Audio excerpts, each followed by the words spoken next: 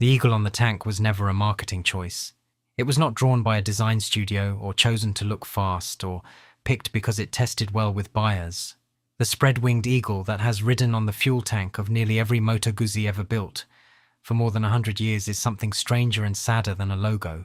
It is a grave marker. It belongs to a man who died before the company existed, who never turned a wheel on one of its motorcycles, and who is remembered by almost no one except through the wings he never knew he would be given. His name was Giovanni Ravelli, and to understand why his eagle is still flying, a century later on machines built beside an Italian lake, you have to go back to a war, to 3 young men who flew in it, and to a promise that only 2 of them lived to keep.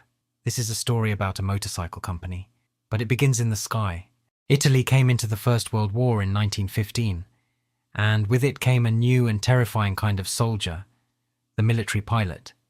Aviation was barely a decade old. The aircraft were fragile things of wood and wire and canvas, and the men who flew them into combat did so knowing the machine itself was almost as likely to kill them as the enemy. Engines failed in the air. Wings tore loose in dives. There were no parachutes worth the name. A pilot in that war lived close to his machine in a way that is hard to imagine now. Utterly dependent on the reliability of an engine, keenly aware that a single mechanical fault meant a long fall and no way down. It was a school of hard, practical respect for machinery, and the men who came out of it carried that respect for the rest of their lives. It was in this world, in an Italian military flying squadron based near Venice, that 3 very different men found themselves thrown together. The first was Carlo Guzzi. Born in 1889, he was not a pilot, but a mechanic, the man on the ground who kept the engines running, and he had the quiet, obsessive mind of a natural engineer. He did not dream of glory in the air. He dreamed of building a better motor. The second was Giorgio Parodi, born in 1897, a pilot, and the son of a wealthy Genoese shipping family. He had money, he had daring, and he had a hunger for racing and speed. And the third was Giovanni Ravelli, born in 1887, older than the other 2 and already famous before the war as a motorcycle racer. In the air he became a fighter pilot decorated 3 times for valor. On the ground he was the name, the charisma, the man who could win. They were an unlikely 3. A quiet mechanic who cared for engines the way some men care for animals. A rich young pilot with the world at his feet and a taste for going fast. And an older man who was already a star, who had raced motorcycles for the crowd before the war and now flew fighters over the front. What they shared was the strange, forced intimacy of an air squadron, where men who might never otherwise have met were bound together by the daily nearness of death, and where the talk, in the quiet hours, turned to what they would do if they lived. Somewhere in the long waiting between flights, the 3 of them made a plan. When the war was over, they would build motorcycles together. Each would bring what he had. Guzzi would design the machine because he understood engines as few men did. Parodi would pay for it, because his family had the wealth to make it real. And Ravelli would race it and win, because his name on a starting line meant something. 3 men, 3 gifts, 1 company, waiting on the far side of the war. The war ended in November of 1918. The 3 had survived it. The dream was for the first time actually possible.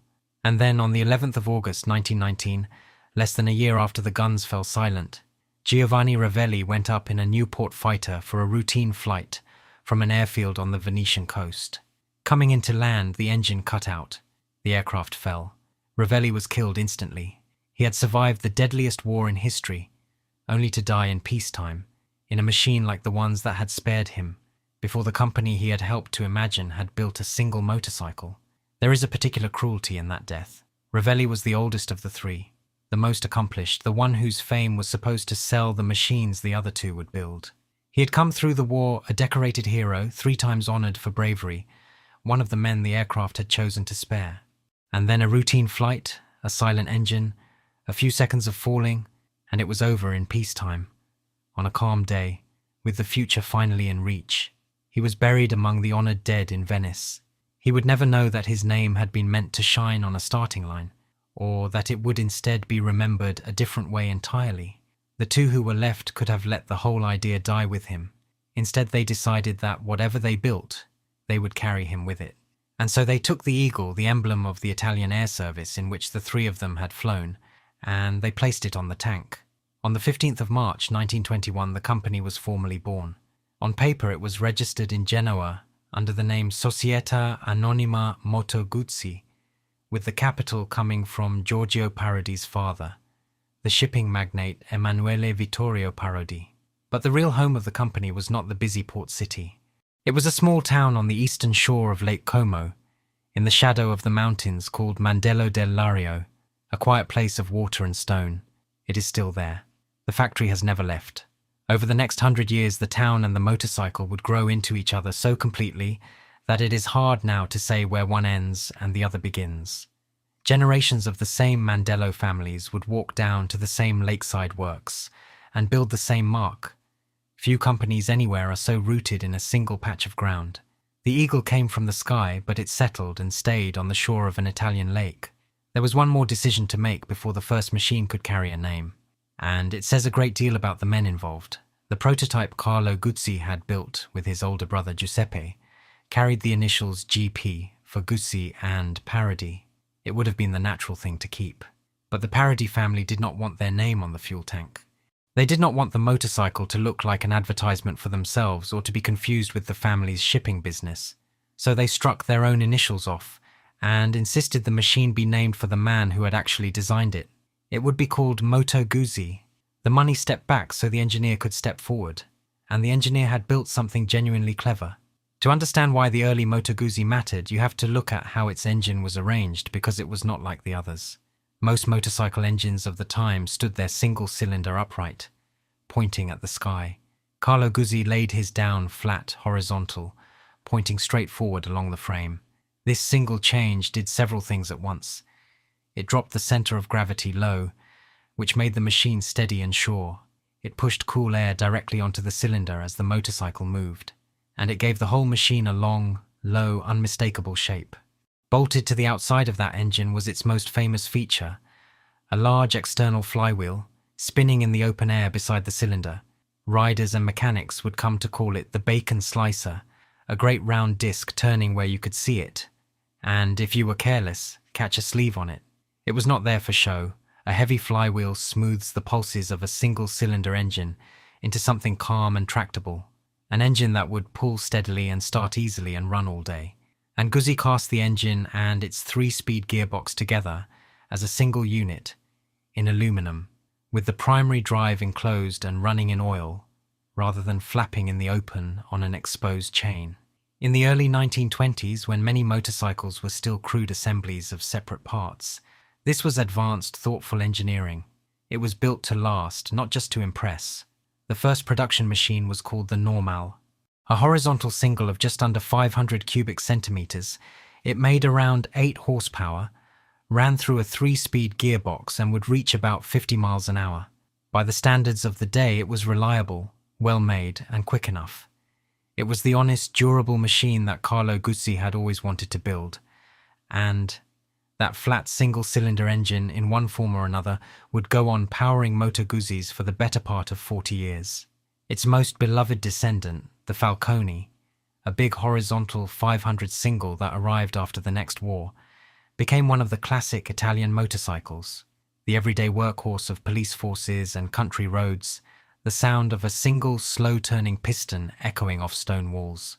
The shape Carlo Guzzi had drawn in the early 20s had become, without anyone quite deciding it, the face of an entire company. But durability alone does not build a legend. For that, the company turned to the other half of the promise. It turned to racing. This was Giorgio Parodi's domain, the racing soul of the company. And Moto Guzzi went at competition with an intensity that would define it for decades. Racing was not a marketing stunt bolted onto the side of the business. It was in the founding DNA, part of the original pact, the piece that Ravelli had been meant to carry. And the eagle began to win. The high point came at the most demanding race in the world. In 1935, the Irish rider Stanley Woods came to the Isle of Man, to the Tourist Trophy, the brutal road race run on public roads and stone walls, where the fastest and bravest men in motorcycling proved themselves. Woods, on a Moto Guzzi, won the lightweight race that week. And then on a Moto Guzzi powered by a narrow twin-cylinder engine, he won the senior race, the blue ribboned event, the big 500 class. It was the first time a motorcycle from outside Britain had ever won the Senior Tourist Trophy. An Italian machine carrying a dead pilot's eagle had beaten the British at the race the British considered their own.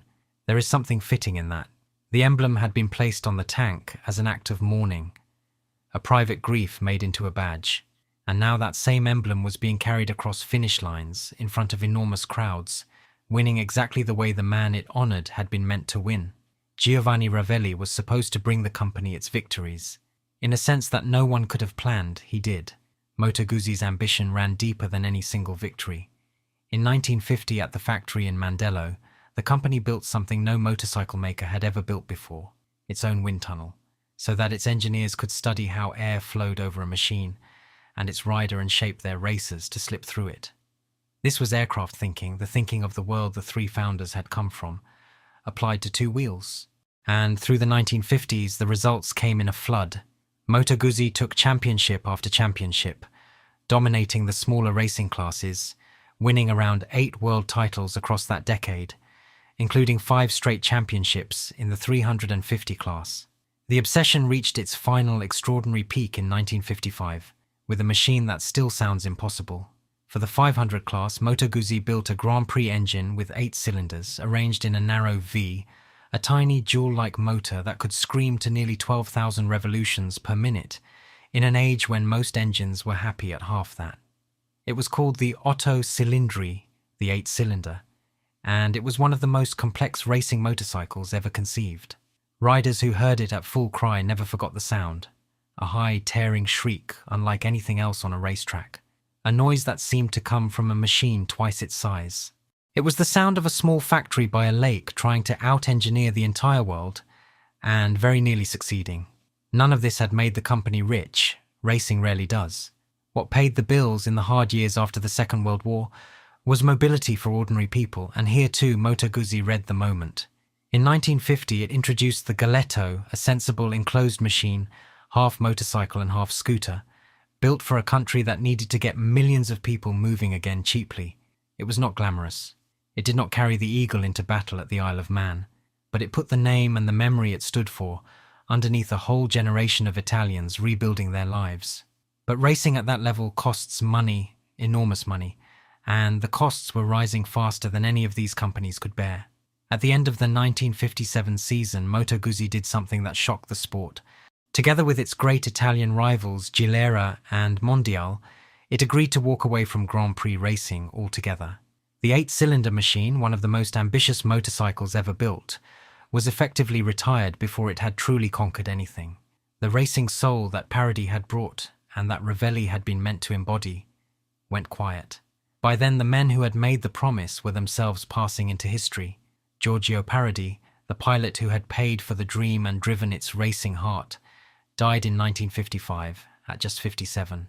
Having spent his life leading the company the three of them had imagined in a squadron tent.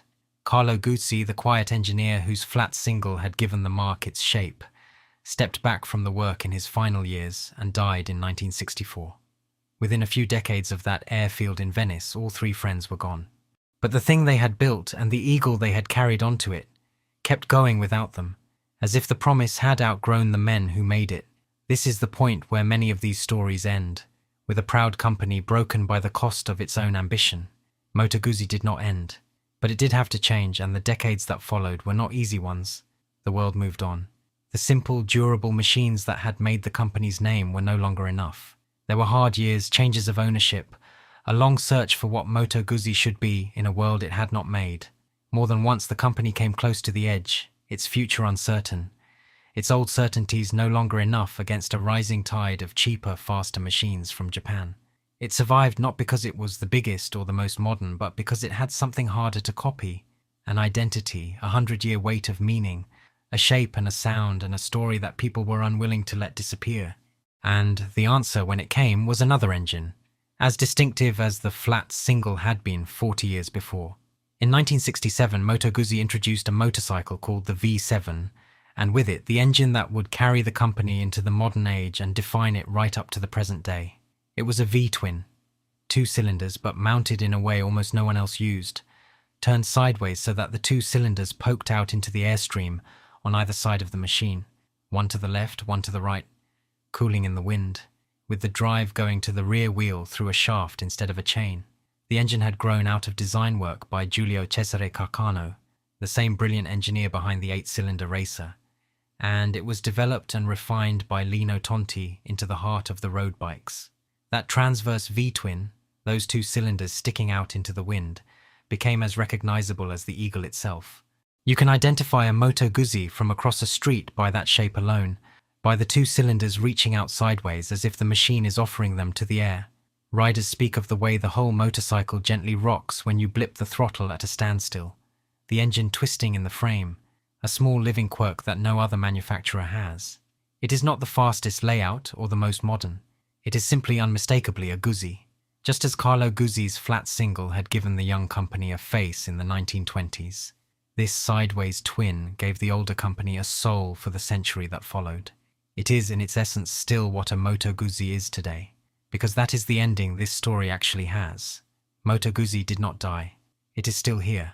The company passed through many hands and, since 2004, has been part of the Piaggio Group, the same industrial family that builds the Vespa.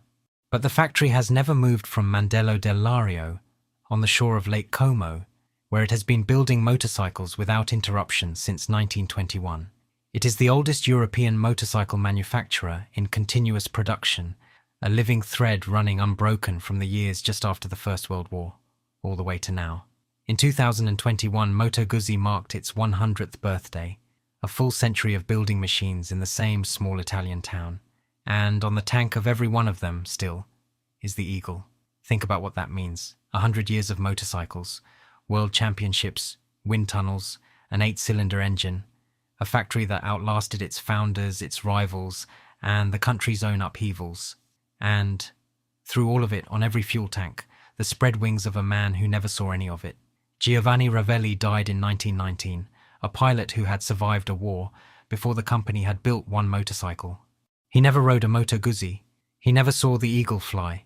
He was the third of 3 friends, the one whose gifts were speed and courage and a famous name, and his only lasting mark on the company he helped to dream up is the emblem that his 2 surviving friends gave him out of grief. It is one of the quietest tributes in all of industry, hidden in plain sight, seen by millions who have no idea what it is. Most people who admire that Eagle think it is just a handsome badge, a bit of Italian style. It is not.